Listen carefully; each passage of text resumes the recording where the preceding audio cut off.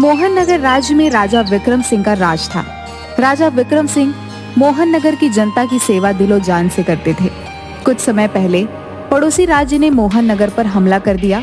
राजा विक्रम सिंह का पुश्तैनी चमत्कारी मुकुट भी चुरा लिया था, लेकिन उस चमत्कारी मुकुट को पड़ोसी राज्य का राजा भी हासिल नहीं कर पाया। मुकुट का रहस्य आज भी बना हुआ है। एक दिन दरबार में मंत्री जी, मोहन नगर में सब सकुशल चल रहा है। जी महाराज, आपकी कृपा है। लेकिन आपकी खोजकर्ता टुकड़ी अभी तक पुश्तैनी मुकुट का कुछ पता नहीं कर पाई है महाराज। और राज्य में कुछ दिनों से क्या हुआ? तुम चुप क्यों हो गए? हमारे राज्य में कोई समस्या है क्या? हाँ महाराज। हमारे रहते हुए हमारे राज्य की तरफ कोई देख भी नहीं सकता है। बताओ क्या बात है? महाराज, हम अपने सिपाहियों के साथ खोजबीन कर रहे हैं। बस कुछ दिनों से 2 संदिग्ध राज्य में घूम रहे हैं, लेकिन पकड़ में नहीं आ रहे महाराज। ऐसे लोगों की जल्द से जल्द शिनाख्त करो ताकि हमारा राज्य सुरक्षित रह सके। जी महाराज, मैंने सिपाहियों को भेज दिया है। हाँ, तुम वहां अपनी नजरें बनाकर रखो। कोई भी ऐसी परिस्थिति नहीं बननी चाहिए कि हमारी प्रजा को कष्ट पहुंचे। मंत्री वहां से चला गया। राजा ने बाकी लोगों की फरियाद सुन ली, लेकिन वो बहुत चिंतित हो गया और अपने कक्ष में चला गया। 2 भाई गुड्डू और बबलू दोनों जंगल में झाड़ियों में छुपकर बैठे थे। राजा के सिपाही उन्हें खोज रहे थे। अरे, हमने बिल्कुल भी ये नहीं सोचा था कि हमें इतनी मुश्किलों का सामना करना पड़ेगा। हाँ, गुरुजी ने हमको फंसा दिया। ये सैनिक हमें ढूंढ रहे हैं। अगर हम इनके हाथ आ गए तो पता नहीं ये हमारा क्या करेंगे। यहाँ से वापस चले क्या? नहीं, वापस जाकर गुरुजी को क्या मुंह दिखाएंगे। ठीक है भाई, जैसी तुम्हारी इच्छा। हाँ। सैनिक भी इधर से उधर घूम रहे थे, लेकिन गुड्डू और बबलू के ना मिलने पर वो भी एक पेड़ के नीचे जाकर बैठ गए। कहाँ मिलेंगे वो दोनों? मुझे समझ नहीं आता कि हम उन दोनों को कैसे ढूंढेंगे, क्योंकि हमने तो उनकी शक्ल भी नहीं देखी। हाँ, ये मैंने सोचा ही नहीं। सैनिक थोड़ा आराम करते हैं और फिर से उन्हें ढूंढना शुरू करते हैं। अरे आजा भाई, थोड़ी मस्ती करते हैं। क्या मरवाएगा क्या? ऐसे टाइम में तुझे मस्ती सूझ रही है? गुड्डू सिपाही के पास आकर बैठ जाता है। कैसे हो भाई? क्या बताएं भैया, इस राज्य ने 2 ठगों को पकड़ने का आदेश दे रखा है। भाग भाग कर सांस चढ़ाई है। करे भी क्या भाई, काम तो काम रहा। जरा तनिक थोड़ा सा जल मिल जाता तो आराम मिल जाता। बहुत थक गए हैं हम लोग भी, भाग भाग कर हैं। हाँ हाँ भाई, क्यों नहीं, लो जल पियो। गुड्डू और बबलू दोनों जल पीकर अब हम चलते हैं, धन्यवाद। हाँ भाई, आपका बहुत बहुत शुक्रिया। कोई बात नहीं, आखिर एक इंसान ही दूसरे की मदद करता है। वैसे आप क्यों भाग रहे थे और किससे? आप लोगों से ही तो भाग रहे थे श्रीमान। भाग बबलू, भागे।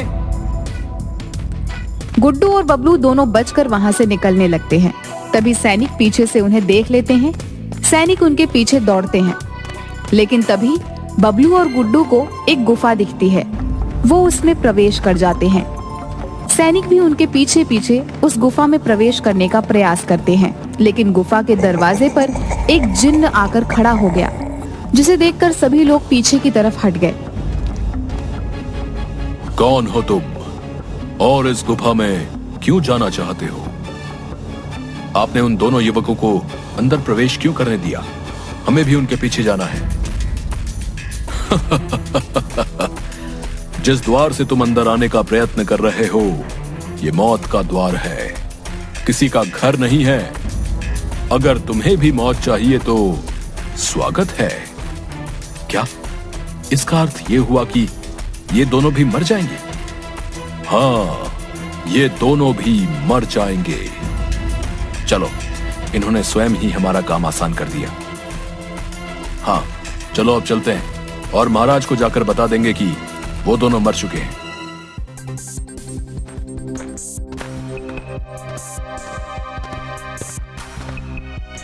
सिपाही वापस महल लौट गए और उसने मंत्री को जाकर सूचना दे दी कि अब दोनों मारे जा चुके हैं। सभी लोग बहुत खुश हुए। बबलू और गुड्डू दोनों गुफा के अंदर गए। गुफा बहुत डरावनी थी। दोनों बुरी तरीके से डर रहे थे कि तभी उनके सामने एक बहुत बूढ़ी औरत आई, जिसे देखकर बबलू और गुड्डू दोनों डर गए। अरे बूढ़ी काकी, आपने तो डरा ही दिया। आप कौन है और यहाँ क्या कर रही हैं? बच्चों, तुम इस गुफा में क्यों आए हो? हमारे पीछे सैनिक भाग रहे थे, लेकिन आप कौन है? जिस उद्देश्य से तुम लोग भटक रहे हो, मैं सब जानती हूँ। मैं तुमको सही दिशा दिखाऊंगी, जिससे तुम इस गुफा से आसानी से बाहर निकल सकते हो। हाँ हाँ, बताइए ना। वैसे भी इस गंदी सी गुफा में बहुत बदबू आ रही है और हमारी सांसें रुक रही हैं। आप यहाँ कैसे रह लेती हो? यहाँ कौन रहना चाहता है, लेकिन मुझे यहाँ राज मुकुट की रखवाली करनी होती है। आपके पास राज मुकुट है?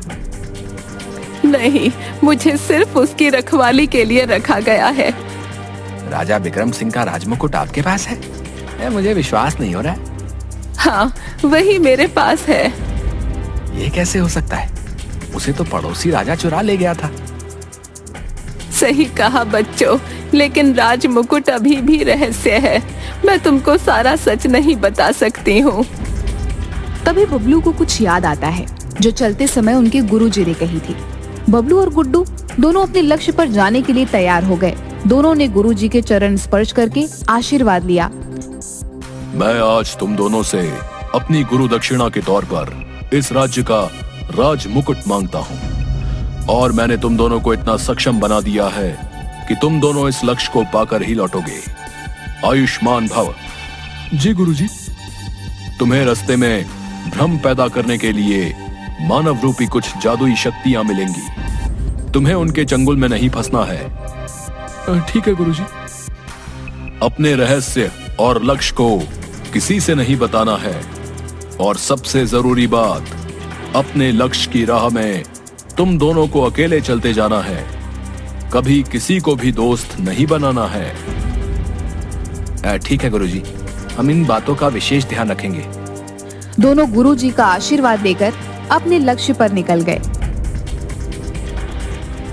अब हमें यहाँ से निकलना चाहिए। बूढ़ी महिला से बातें करते हैं और फिर राजमुकुट भी तो यही है, उसे लेकर चलते हैं। हमें सबसे पहले बूढ़ी औरत को बातों में फंसाना है और फिर वो राजमुकुट लेकर यहाँ से चलना है। गुरुजी की बातें याद करो। तुम वो सब भूल गए क्या जो गुरुजी ने बोला था? ओ हाँ, ये अवश्य ही एक छल है। आप हमें यहाँ से बाहर जाने का रास्ता बता दीजिए, हम बाहर चले जाएंगे। अभी इतनी भी क्या जल्दी है? आओ, मैं तुम्हें राज मुकुट देती हूँ। नहीं नहीं, हमें बाहर जाना है, माफ कीजिए। मैंने कहा मेरे साथ आओ, नहीं तो मारे जाओगे। नहीं अम्मा, तुम्हारी बातें हम पर काम नहीं करेंगी। और तभी बबलू बूढ़ी अम्मा को हाथ से छूता है और वो हवा में विलीन हो जाती हैं। बूढ़ी अम्मा कहाँ गई? हम यहाँ फंस गए हैं। अब हमें बाहर निकलने का रास्ता खोजना होगा।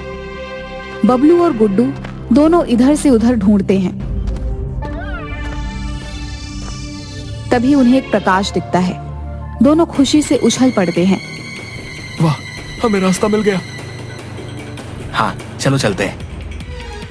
दोनों तेजी से दौड़ते हुए उस तरफ गए, जिसके बाद वहां जाकर देखा तो उनके होश उड़ गए, क्योंकि वहां कोई रास्ता नहीं था, बल्कि एक सुंदर परी खड़ी थी। वो प्रकाश उसकी छड़ी में से आ रहा था। अब आप कौन हैं? हाँ, हम तेजी से रास्ता देखकर दौड़े, लेकिन यहाँ आकर बुरी तरह फंस गए हैं। नहीं, तुम यहाँ बिल्कुल भी नहीं फंसे हो। मैं तुम्हारी मित्र बनना चाहती हूँ। अरे, इतनी सुंदर परी मित्र बनना चाहती है, तो हम कैसे मना कर सकते हैं?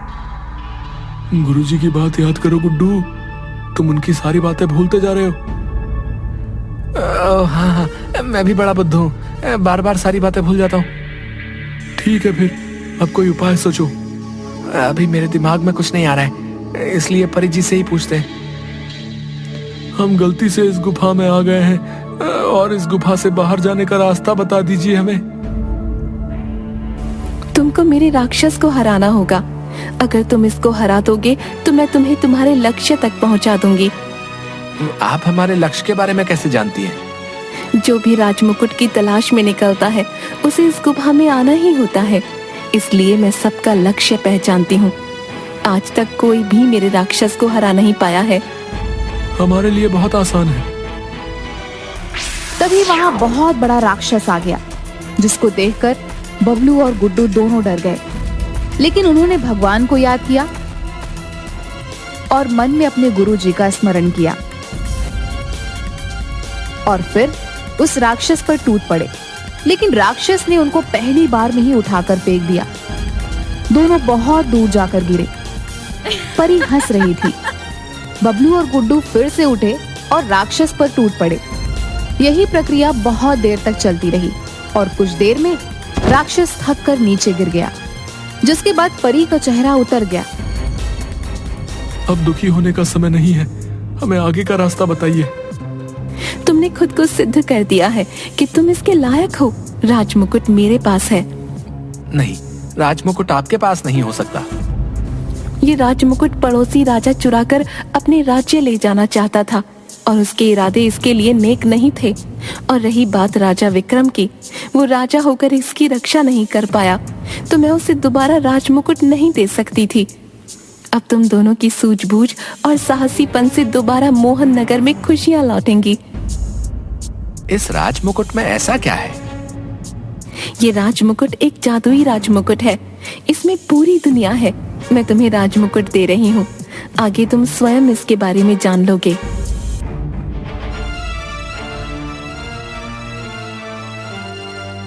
परी ने एक राजमुकुट बबलू के हाथ में दे दिया, जिसके बाद वहां बहुत तेज प्रकाश आया। बबलू और गुड्डू की आंखें बंद हो गई। जब प्रकाश चला गया तब दोनों ने आंखें खोली तो वो बहुत हैरान हो गए, क्योंकि वहां से गुफा गायब हो चुकी थी और गुरुजी राजा के साथ सामने खड़े थे। बबलू और गुड्डू ने गुरुजी को प्रणाम किया। चारों तरफ एक नया राज्य था और वहां दूर दूर तक सोने जवाहरात फैले हुए थे। दोनों को अपनी आंखों पर विश्वास ही नहीं हो रहा था। तुमने ये कर दिखाया है। मुझे तुम दोनों पर बहुत गर्व है। परंतु गुरुजी, ये राजमुकुट का रहस्य ठीक से समझ नहीं आया। वर्षों पहले यहाँ के राजा पर बहुत हमले हुए, जिसके बाद उस समय के राजा ने अपने आसपास और अपना सारा खजाना जादुई राजमुकुट की मदद से छुपा दिया था। फिर उसके बाद जादुई परी ने राजमुकुट राजा विक्रम को सौंपा, लेकिन पड़ोसी राजा ने आक्रमण कर उसे लूट लिया। राजा विक्रम को नहीं पता था कि राजमुकुट कहां है। सिवाय मेरे ये कोई नहीं जानता था। इस लक्ष्य के लिए मुझे तुम दोनों से उचित कोई और नहीं लगा। आज इस राजमुकुट की वजह से मोहन नगर खुशहाल और समृद्ध होगा। गुरुजी, अब आगे क्या करना है? मैं तुमको राजमहल में उच्च पद पर बैठाऊंगा और आधा राज्य भी तुम दोनों को देता हूं। वो दिन याद करो जब तुम मेरे पास आए थे। गुरुजी अपने कुटिया में बैठे थे कि तभी वहां दौड़ते हुए बबलू और गुड्डू आ गए। क्या हुआ? तुम ऐसे क्यों हाँफ रहे हो? गुरुजी, हमें अपने यहाँ शरण दे दीजिए, हमारी रक्षा कीजिए गुरुजी। हाँ गुरुजी, हमें गांव वालों ने भगा दिया। लेकिन उन लोगों ने ऐसा क्यों किया?